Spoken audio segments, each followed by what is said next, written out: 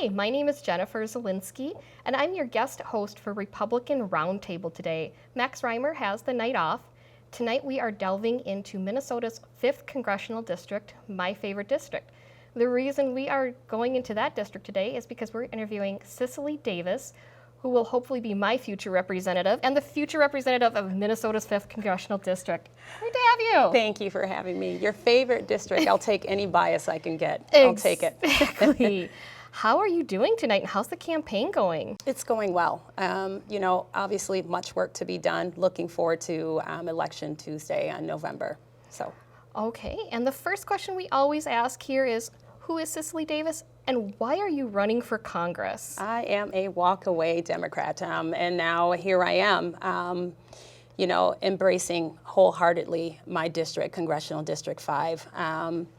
I am someone who have taken a different path and just recognized that the stakes are really high here in this district particularly, but in general in America, and have just decided to absolutely embrace what the true definition of American exceptionalism is and how I can reach the broader middle majority of America, be someone who can unite, not divide, and figure out a way that we can bring about policies and support the founding of this country and get American families and individuals back to our original founding, and recognizing that there is a way that you can have the American dream, participate in civil discourse, and still like and love your neighbors and your family members as well.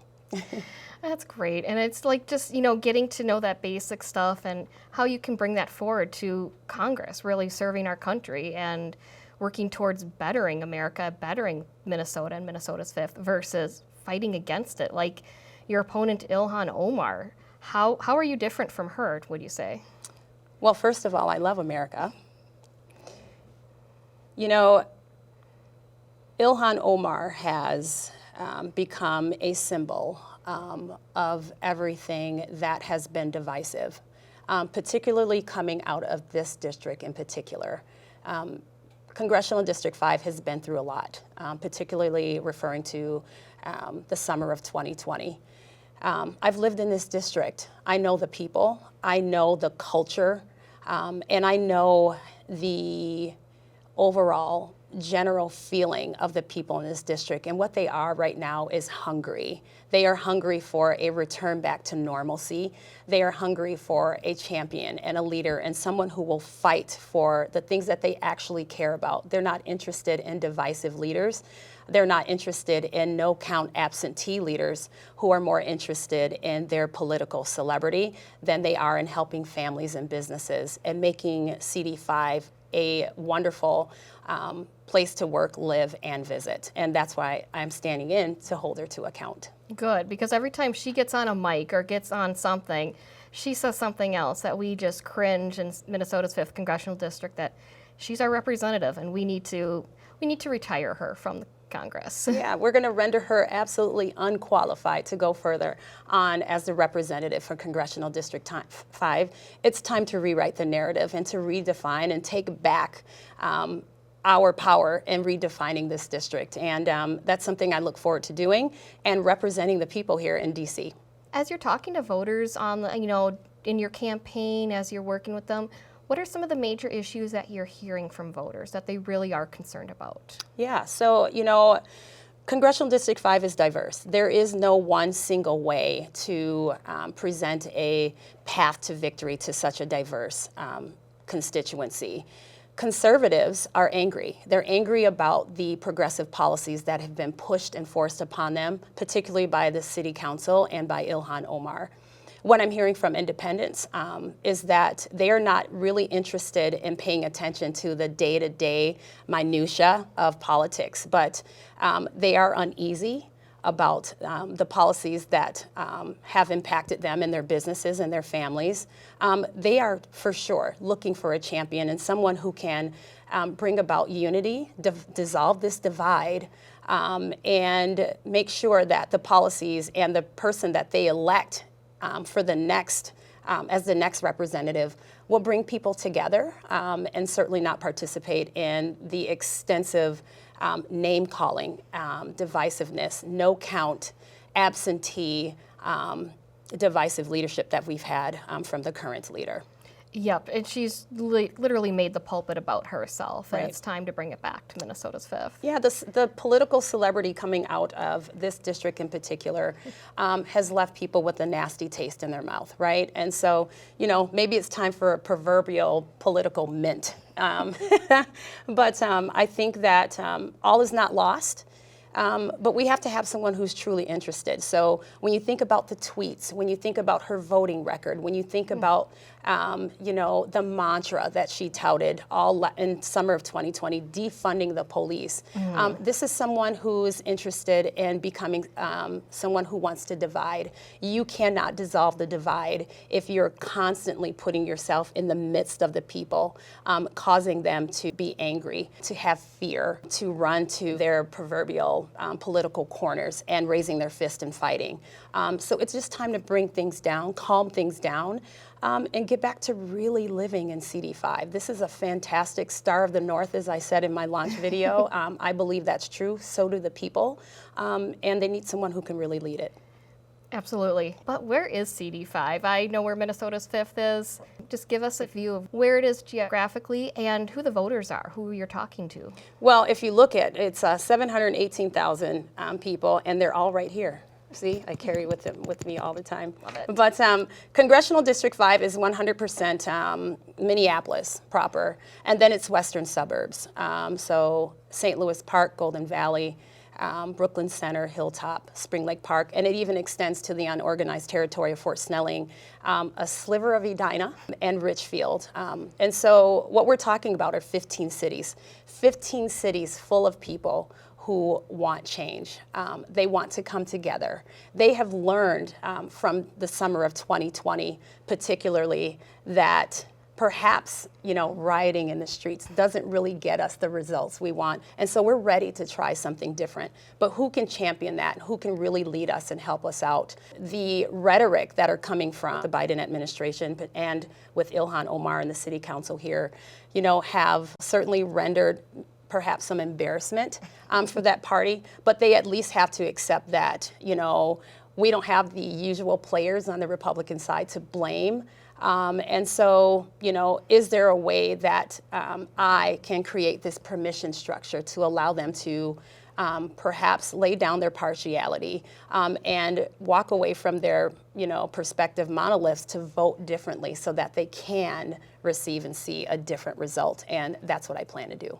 We definitely need change. Yeah. Like I said, having lived here, I've seen 2020, I've seen how Minneapolis and the suburbs around it have digressed. Nothing's going on, nothing's happening. It's becoming more painful to almost live here in this district. And I love it, but it's just becoming more painful. We're getting into I know crime is one of your issues and public safety. How are you going to make this district where somebody wants to live here, wants to come visit here, feels safe? So any given week, crime and the economy flip, right? In 1 week, crime is issue number one, and the next week, crime is issue number 2. So when you talk about crime, you're talking about mothers loading babies into vehicles and being carjacked, going into the grocery store, coming out, and your catalytic converter is missing, violent crime against women.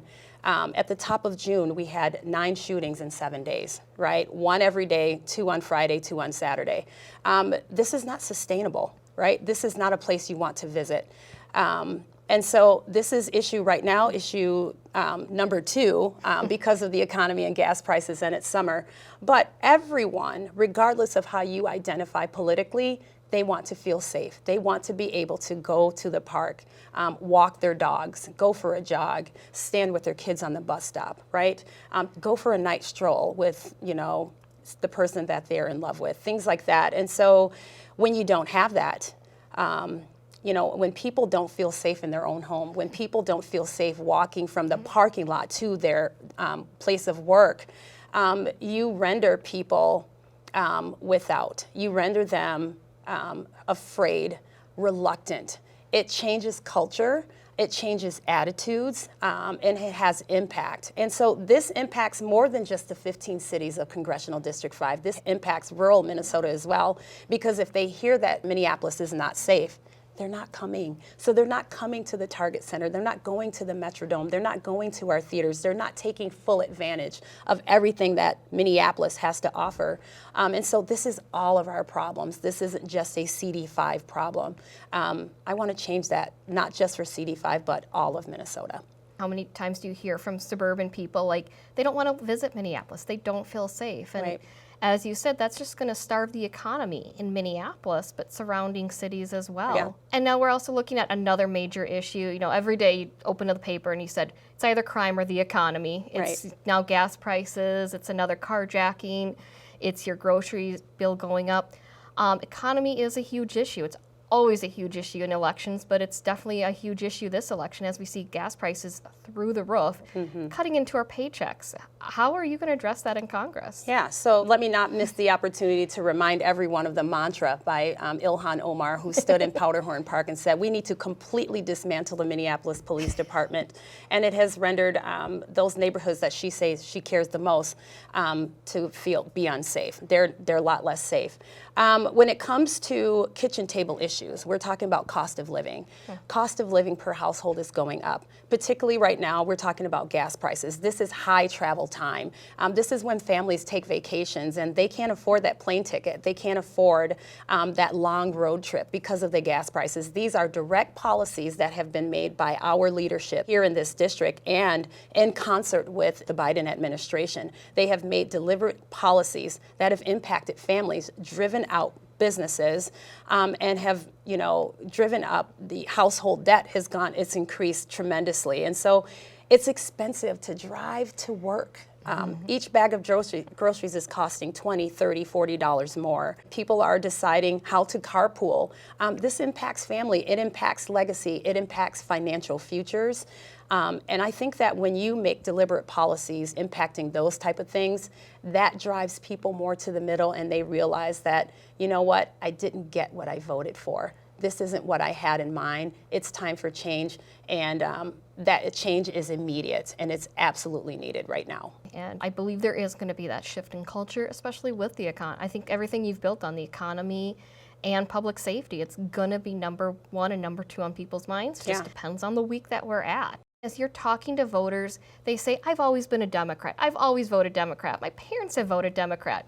You have too, and I have too in the past. How do you tell those voters, you don't always have to vote Democrat? How do you bring them to the Republican side? Yeah, so this falls in line with that permission structure that I was referring to.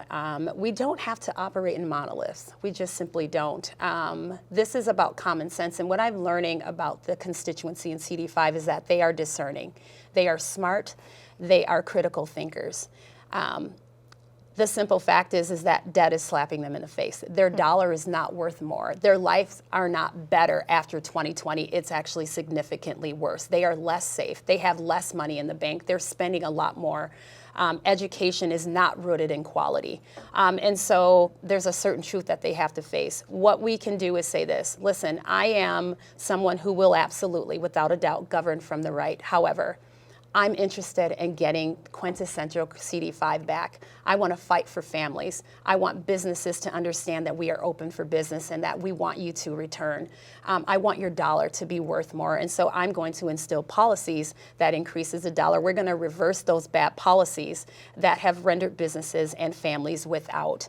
And I want Holidazzle back. I want our street parties back. I want our festivals back. I want everyone to feel safe and comfortable and welcomed back to Minneapolis, and to get that essential purple pride back. And everyone wants that. So creating that permission structure, saying, you know what, this time around, what we're going to do is we're going to vote us. We're going to fight for us. We're going to fight for CD5, those things that particularly and selfishly matter to those of us in CD5. And I think that if we can decide to do that, I believe that people will have ultimate confidence in me to be able to do that and get them back. You know what, in 2 years, we'll revisit, but they need to know that they have a champion. I can build that trust in them. I'm already seeing it. They're worth fighting for, and I'm just willing to do it. So. And I know we're getting into the election season. It feels like November is so far away. Even it feels like August is so far away, but we're already in early voting season. Coming up primary on August 9th. I had to think about that for a second. You're facing off in a primary against Royce White. How are you different from your opponent in the primary? Well, I'm someone who will actually do the work. I've been in this race since August. I am a conservative Republican and have been for quite some time. Royce White is just a distraction. The simple fact is I'm focused on general election and standing against Ilhan Omar. Royce White somehow decided in mid-February that he's going to leave, kind of end his career in running in Black Lives Matter rallies to run as a Republican. I am the real deal and have been for quite some time. My record is known by everyone. I ran with Blexit. I am the Senate District 59 chair. The delegates know me. I'm someone who will show up and do the work. Unfortunately, I have to take this pit stop in August, but not really focused on distractions. I'm focused on Ilhan. I'm focused on Congressional District 5 and policies that will bring us all together to dissolve the divide. And as you should be, because you are the endorsed candidate. By 75%. Exactly. I mean, even the Republican delegates knew you were the candidate to be there. And correct. To be their champion. I showed up. I did the work. I made the calls. I reached out.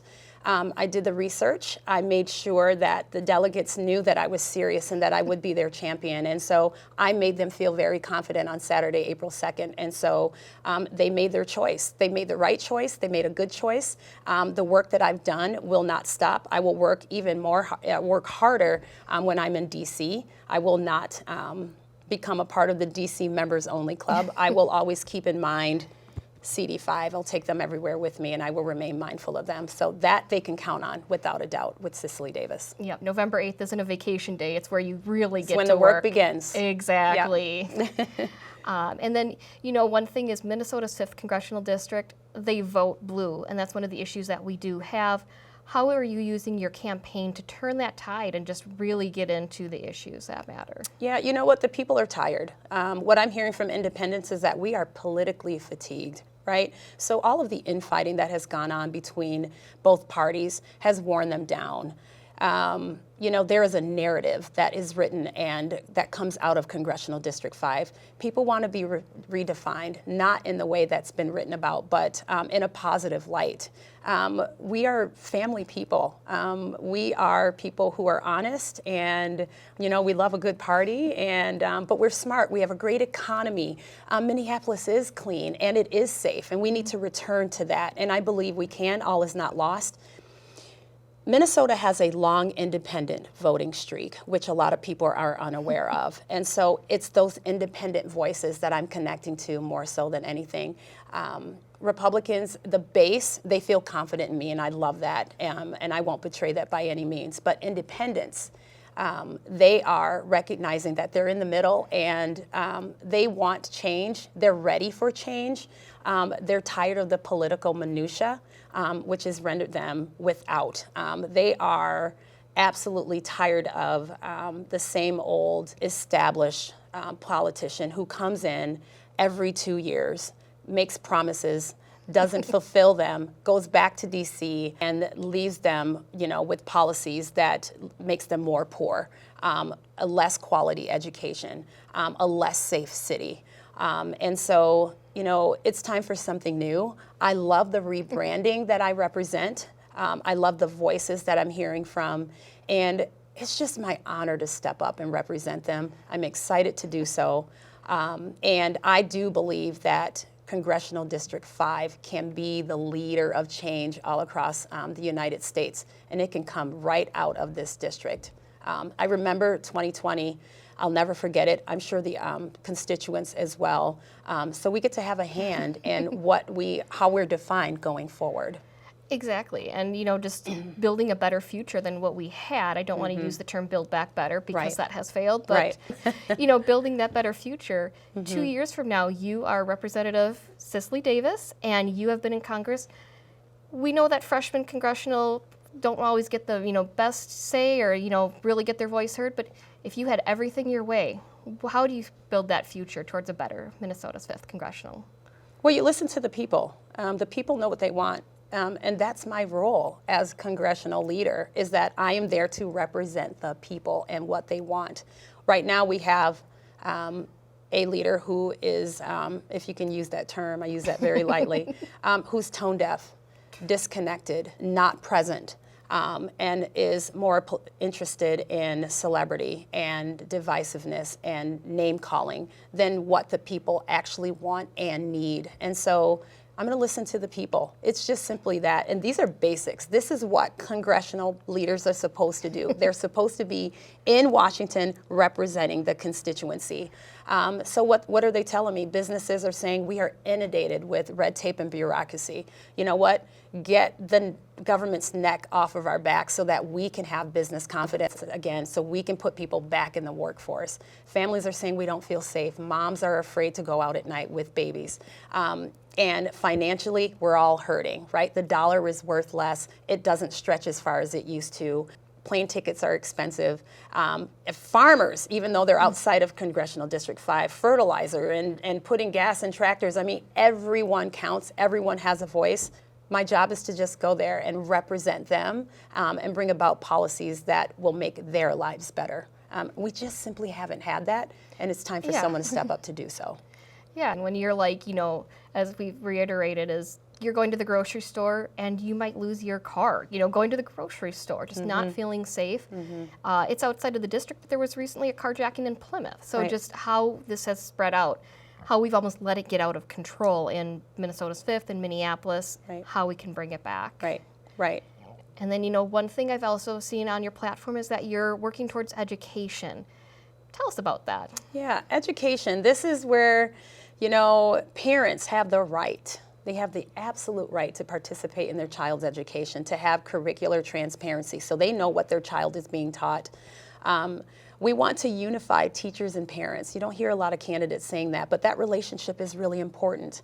And when we have a bureaucratic Department of Education who decides that from Washington, D.C., they know best for a child instead of the parent, we have a problem.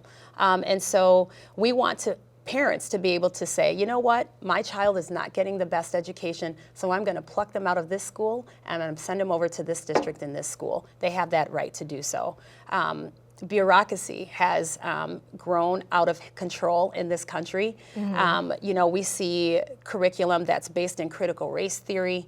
This toxic ideology that literally tears at the very fiber of American ideology.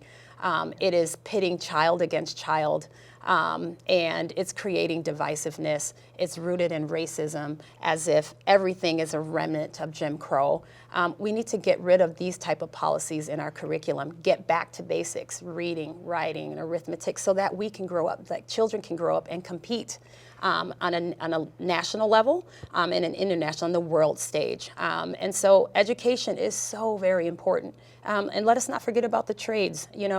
Remembering that four-year degree isn't for everyone. We want as many options for education on the table as possible so that every parent and child has the best chance for a fantastic future as they can, so that they can pay into and realize the American dream. Yeah, and just, really, again, encouraging parents to take that control, but giving them that opportunity. I think sometimes we lose that. We're afraid to say that school choice term, but it's something that it really puts that power back in the parents' hands. It's important. We have a government that's stepping in to try to parent our children instead of our actual parents. And, that means that things are out of order.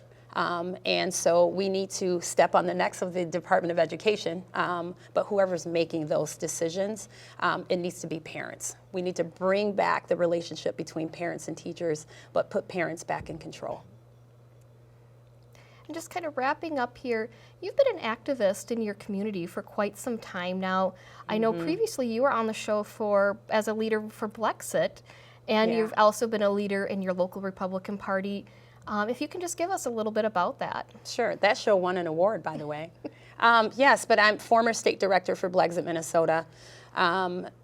Really great role, very rewarding. Spent time in particularly communities of color, to which my opponent says she cares so much about, but has shown otherwise. and was the chair of my Senate District 59, just getting involved, participating in this thing called the American Experiment, but making sure that I have some kind of way to serve and to have outreach. And so when I speak to independents, I'm coming from a place of servitude, that I've spent time, I've had conversations, I've engaged, I've touched shoulders, I'm working to and always will try to reach hearts and change hearts and minds. I will always, always put CD5 first in the constituency. So it's something I believe in, it's something I live by. Service is the #1 occupation, in my opinion. We all have that capacity. And so that's another thing that makes me different from my opponent. It's something I will always do. So when I speak to them, I'm coming from a place of genuineness. It's really rewarding. You talked about the American Experiment, which I always love hearing because it's the greatest experiment, I think. We have had our troubles, we faltered, but I think one thing that Blexit really does is bring that American dream, that American prosperity to people who haven't always felt it. And right. Just showing, just because you voted one way, you've always gone one way, you can go a different way, and that's through education, that's through really just finding who you are in this country. Right, entrepreneurship, education, getting the most out of everything America has to offer. There is no limit. The only one is the one you put on yourself. And so Blexit was really rewarding to me. It helped me understand my role as a leader and wanting to really increase that and find other ways that I can serve on a greater level. But it started with Blexit and being chair of Senate District 59. I will always continue. You haven't seen the last of Cicely Davis, but right now I'm focused on this district. I am so determined to oppose my opponent come this November. But I know what the people are telling me. I believe them, and they are ready and hungry and starving for change. And I am that change and that representative and that champion for them. It's been a great interview. Is there anything that you need for your campaign, directing somebody to your website, or how they can get to know more about you? Yeah, well, if they go to cicelydavis.com, we need volunteers. We need lit drops. Come join us in a parade. It's so fun. We're embracing people. We need people who will just give of their talents. And this is an opportunity for people to discover their own leadership in ways that they can give back. So lit drops, door knockers, volunteers, volunteer your talents. If you're a digital person and you're really great at marketing or optics or things like that, come give your time, give your talent. It's really rewarding, and you can have a hand. When we change history, you can say, hey, I participated in that campaign, and I was a part of making history in Congressional District 5, Minnesota. So in November, they can be part of your win for Representative That's right. Cicely Davis. That's right. We need the base to show up Tuesday, August 9th for primary, all the way to election in November. We're looking forward to it. Is there anything else you want to end with for this segment of Republican Roundtable? I think I want people to know that I'm a viable candidate. They finally have a real, authentic candidate who really will do the work, fight for the people, and bring about something new, which is dissolving the divide that exists in this district.